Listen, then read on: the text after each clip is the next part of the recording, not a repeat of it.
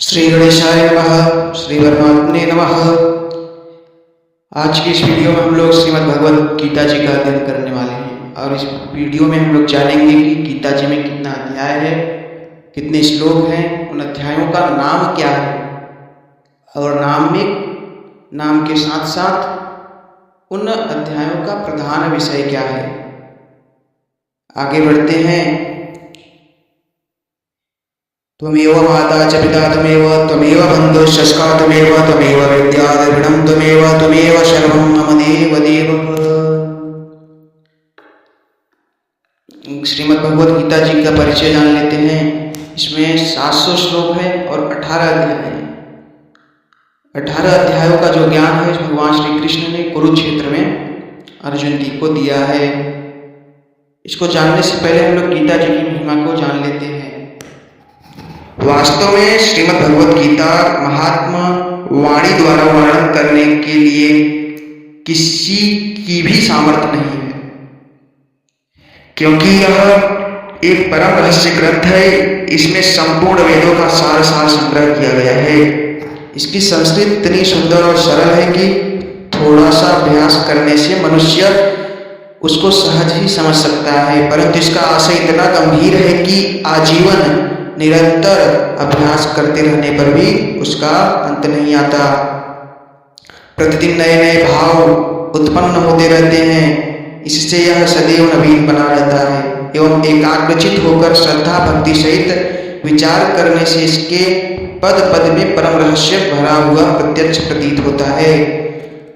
भगवान के गुण, प्रभाव और मर्म का वर्णन जिस प्रकार गीता शास्त्र में किया गया है, वैसा अन्य किसी ग्रंथों में मिलना कठिन है, क्योंकि प्रायः ग्रंथों में कुछ न कुछ सांसारिक विषय मिलता रहता है। भगवान ने श्रीमद् भगवद गीता रूप एक ऐसा अनुपमेय शास्त्र कहा है कि जिसमें एक भी शब्द सतुपदेश से खाली नहीं है। श्री वेदव्यास जी ने महाभारत में गीता जी का वर्णन करने के उपरांत कहा है, गीता स्वीता कर्तव्या किमन्य शास्त्र विस्तरः या स्वयं पद्यनाभस्य मुख पद्याद्विनि श्रिता। गीता स्वीता करने योग्य है, अर्थात श्री गीता जी को भली प्रकार पढ़कर अर्थ और भाव सहित अंतःकरण में धारण कर लेना मुख्य कर्तव्य है, जो कि स्वयं पद्मनाभ भगवान विष्णु के मुखारबिंदु से निकली हुई है। अन्य शास्त्र के विस्तार से क्या प्रयोजन है, स्वयं भगवान ने भी इसके महत्व का वर्णन किया है। अध्याय 18वां श्लोक 68 से 71 तक। इस गीता शास्त्र में मनुष्य मात्र का अधिकार है, चाहे वह किसी भी वर्ण आश्रम में स्थित हो, परंतु भगवान में श्रद्धालु और भक्ति युक्त अवश्य होना चाहिए, क्योंकि भगवान ने अपने भक्तों में ही इसका प्रचार करने की आज्ञा दिया है। अपने अपने स्वाभाविक कर्मों द्वारा, भगवान ने कहा अपने अपने स्वाभाविक कर्मों द्वारा मेरी पूजा करके मनुष्य परम सिद्धि को प्राप्त होता है। अध्याय 18 श्लोक 46 में ऐसा बताया गया है। इन सब पर विचार करने से यही ज्ञात होता है कि परमात्मा की प्राप्ति में सभी का अधिकार है, चाहे वह कोई भी हो। अब हम लोग अध्यायों के बारे में जानेंगे, उनका नाम क्या है, उनके बारे में क्या है, उनका विषय क्या है। उसके पहले हम भगवान का ध्यान कर लेते हैं। शांताकारं भुजगशयनं पद्मनाभं सुरेशं विश्वाधारं गगनसदृशं मेघवर्णं शुभांगं लक्ष्मीकान्तं कमलनयनं योगविदर्यानगम्यं वंदे विष्णुं भवभयहरं सर्वलोकैकनाथनं। प्रार्थना के बाद हम प्रार्थना का अर्थ भी जान लेते हैं कि इसमें क्या बताया गया है। इसका अर्थ यह है कि जिसकी आकृति अतिशय शांत है, जो शेषनाग की शैया पर शयन करते हुए है, जिनकी नाभि में कमल है, जो देवताओं के भी ईश्वर और संपूर्ण जगत के आधार हैं,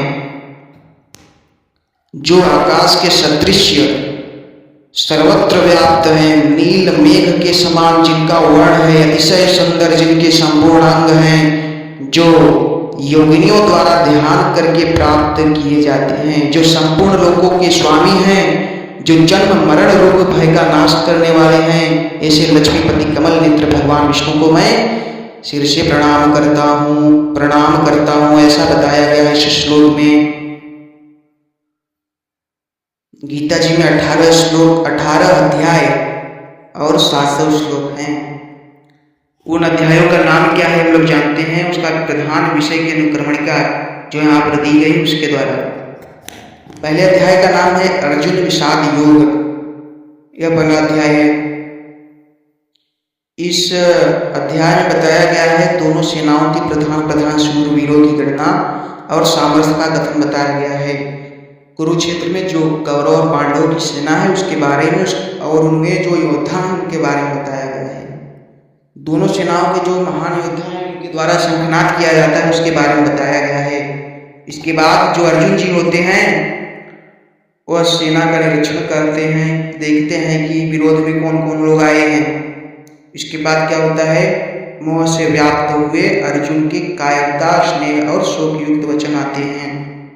पहले अध्याय में 47 श्लोक है जिसमें पहला अध्याय संपूर्ण होता है और दूसरे अध्याय का नाम है सांख्य योग।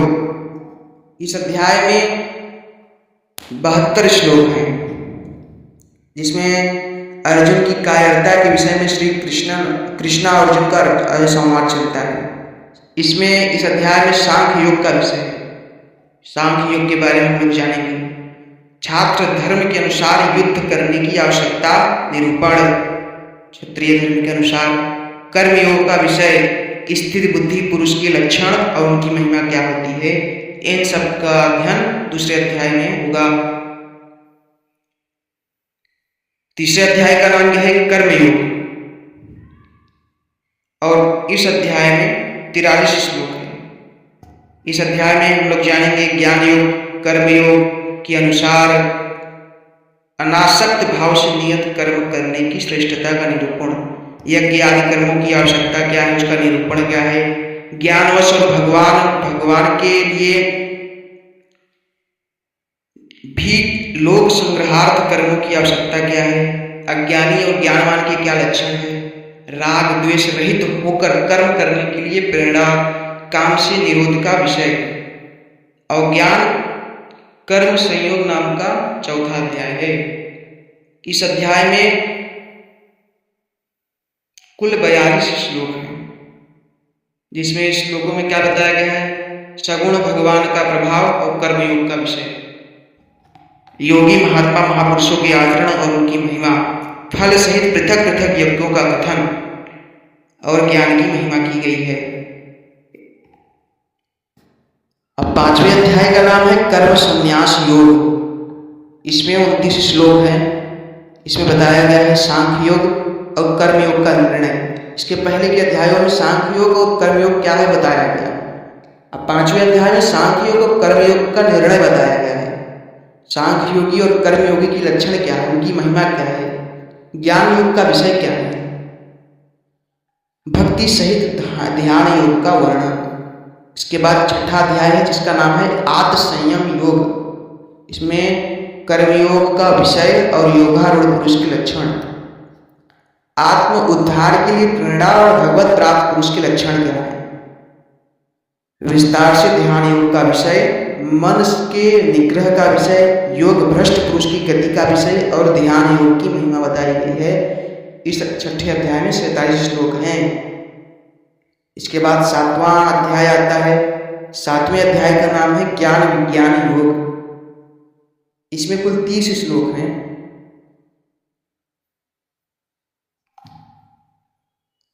ज्ञान विज्ञान से का ज्ञान का विषय जानेंगे। संपूर्ण पदार्थों में कारण रूप से भगवान की व्यापकता का, यह सब 7वें अध्याय में है। आश्वी स्वभाव वालों की निंदा और भगवत वाक्यों की प्रशंसा, अन्य देवताओं की उपासना का विषय, भगवान के प्रभाव और स्वरूप को न जानने वालों की निंदा और जानने वालों की महिमा।